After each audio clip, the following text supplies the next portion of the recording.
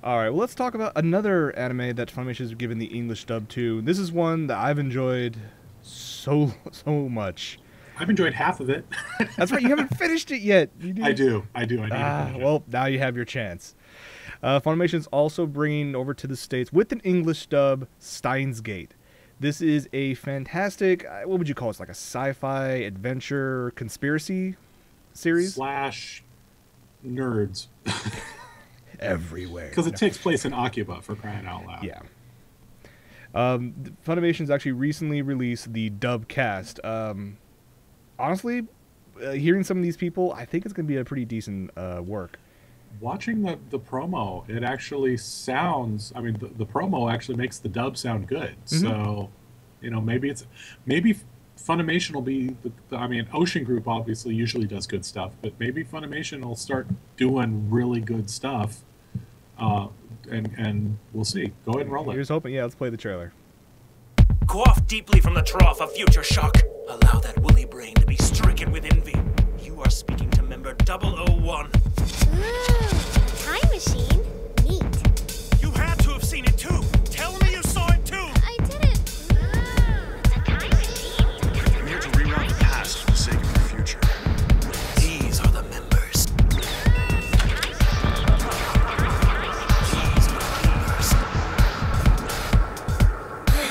What is it?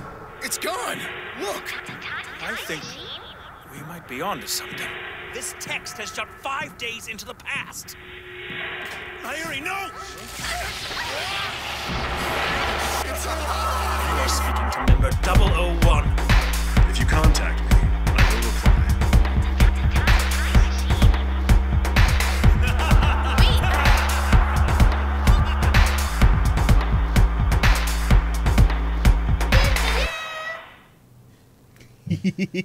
Oh, God.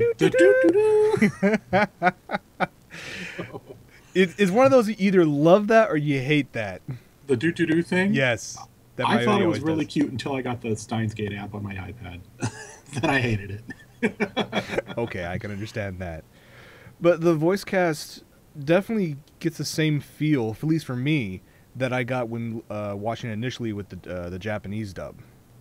It does. From what I've seen of the that promotion being the only part I've seen of it so far, looks like they cast really well. Mm-hmm. The guy who's doing oh God, what is his name? I had it in my head a second. The main character Okarin, or yeah, Okarin. J. Michael Tatum is doing the voice. Sounds a lot like Freeman. I thought it was Crispin Freeman. At first, I thought it was Crispin Freeman, and I'm like going, the cast list says otherwise. Yeah. Then again, I went back afterwards and watched a couple more of J. Michael Tatum's works, and I'm like, okay, his voice and Crispin's voice are on certain characters are very similar. Okay. So, it's one of those. Yeah, the speech patterns weren't quite the same either. The laugh sounds almost there. It's not as crazy as the Japanese one, but it gives the same feeling. I'm really looking forward to it. I know they're premiering it at Otakon. Yeah, lucky you guys. If you're going to Otakon, yeah. I'm not going to Otakon. No, it's for viewers and anyone who is. And I verified it's actually not this weekend, but next weekend. So it's same exact weekend as DEF CON. So a lot of stuff going. English dubs do suck, but there are exceptions to the rule. There are, and honestly, let's go into this bee's nest for a second.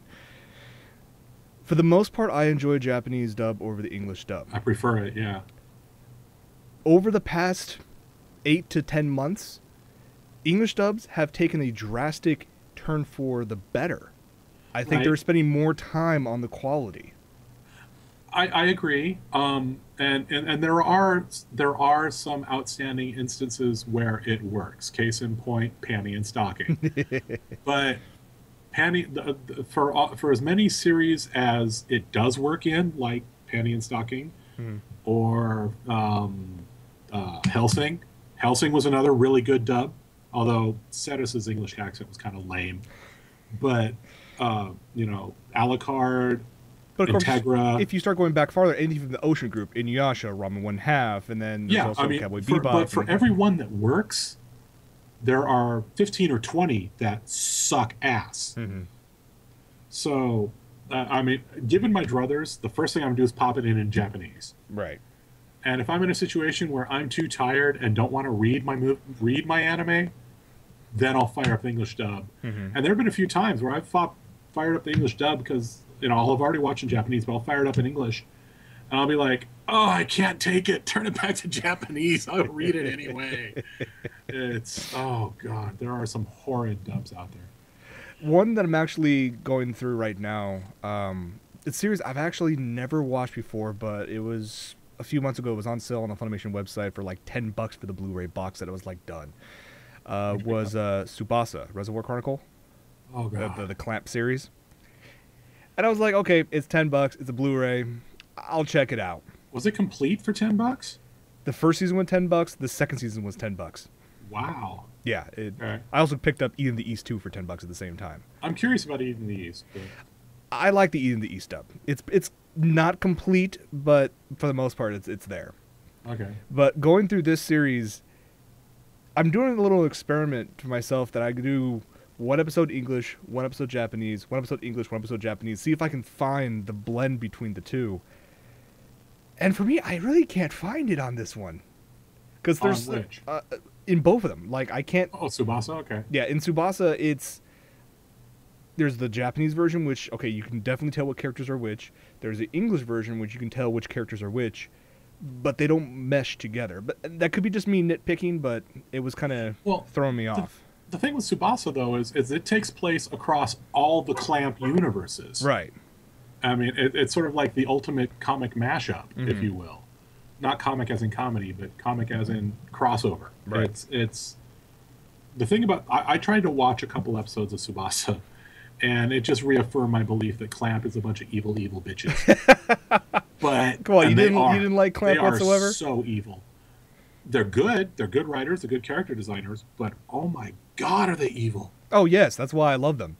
They're dude. When I first heard the storyline for Madoka, I'm like, did Clamp write it? It definitely sounds like one that you would get from them. Yeah. But Tsubasa, for me, I tried to sit through a couple episodes of it, and I couldn't. I actually watched all of Holic. That's one series I never finished yet. I need to go back and finish. Got some good points. Okay. It's got some neat storylines to it. Mm-hmm. Unfortunately, I had to watch it in dub because it was on Hulu. And I take it that wasn't a pleasant experience? It was not a pleasant experience. The voice for... Not Hideki. What is his damn name? The guy with the glasses in Holic. I'm drawing a blank. They could not have picked a whinier bitch voice. Did they pull a Shinji? No, it's worse than... It's actually worse. I will take Shinji's soliloquizing. I will take Shinji's soliloquies over this guy's voice. Wow.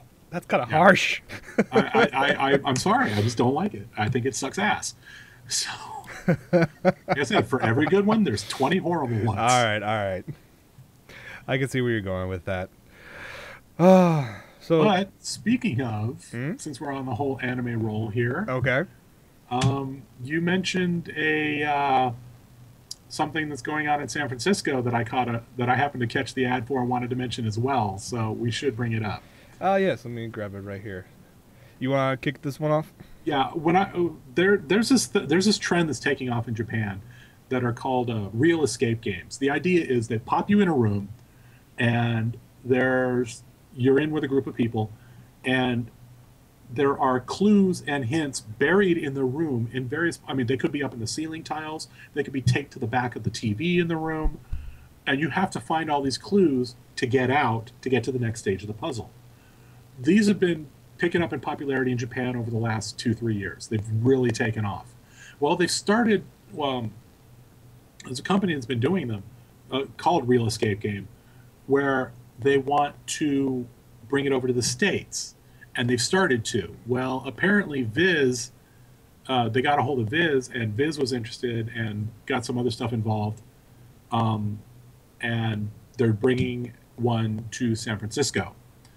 It's the Real Escape Evangelion game. I'm hearing a road trip in our short future. So tempting. Yes. I so tempting. I have to admit. When is it taking place? Is it Let's see what we have here. The New People, which is a subsidiary of Viz. right? That doesn't really state. Oh, yeah, here. The game will run 8 times a day during the August 25th to 26th weekend. It's a really small time frame. Okay, so it's over a month away. So I may be able to save up the money to go. I mean, we got to pay for. I mean, you pay for gas, you pay for food, and then the event itself is, if you pre-order it, up to I think a few days beforehand, it's $20. If up to 6 hours before the event starts, it's $25, and then any available remaining tickets at the door is $30. It sounds like it's going to be a lot of fun. Oh yeah. It's I'm curious as to how they're going to be. It's the players versus invisible angels. Mm-hmm. And they made a comment in the article talking about how the company hosting it recommends that you dress as detectives, and it's like, really, really. Well, I love the premise that it says on the poster itself. It basically states, a secret nerve outpost is suddenly surrounded by hostiles. The operatives are trapped by a group of invisible angels. Suddenly, a strange melody can be heard, and a cryptic code comes through on the Magi. As a nerve agent, you must now figure out how to escape the mysterious place, if you can. If you Yeah, exactly. I want to see how involved you can get in this. I mean, I've seen similar stuff like this. I mean, I've seen some stuff like you would find in ARGs. Well, there's also there's a game show about it. Oh, really? Great Escape. It's on the TBS. Oh, now that I have cable now again, I can actually Either watch TBS it. or TNT, one of the two of them. On Sunday nights, they have the show called The Great Escape, where they've got 3 teams locked in a place, and you have to escape. They've done one in Alcatraz. They did one in an old abandoned insane asylum, where you had to escape, get out, and find the clues to one, solve that puzzle, move on to the next clue, all while evading guards. To be honest, it kind of sounds like something similar I've experienced Gringo Warrior at DEF CON. Yeah, very similar. Very similar. That one takes a lot of lock picking though, so that's always fun. But it's on a grand scale. I'm hoping that this is something like that, because it just sounds like a hell of a lot of fun. Yeah, I mean, it gives us an excuse to go up to the Bay for a weekend. Oh yeah, like we Yeah. need an excuse. Yeah, exactly. So I say we should go up there and check it out when we can. If you guys, the viewers, if you have a chance, let us know if you're going as well. Maybe we'll do a meetup or something like that Oh, there. that'd be kind of awesome. That'd be very awesome. Well, let's talk about the other Ava thing that I came across. This one's a little more on the odd side. So okay, that's one way to put it. yeah, You gonna show the picture? yeah, I am. Well, not. So we've talked about before the giant Gundam figure that is over in Daiba, over in Tokyo. Yeah. Well, there's a couple of them now, from what I'm told.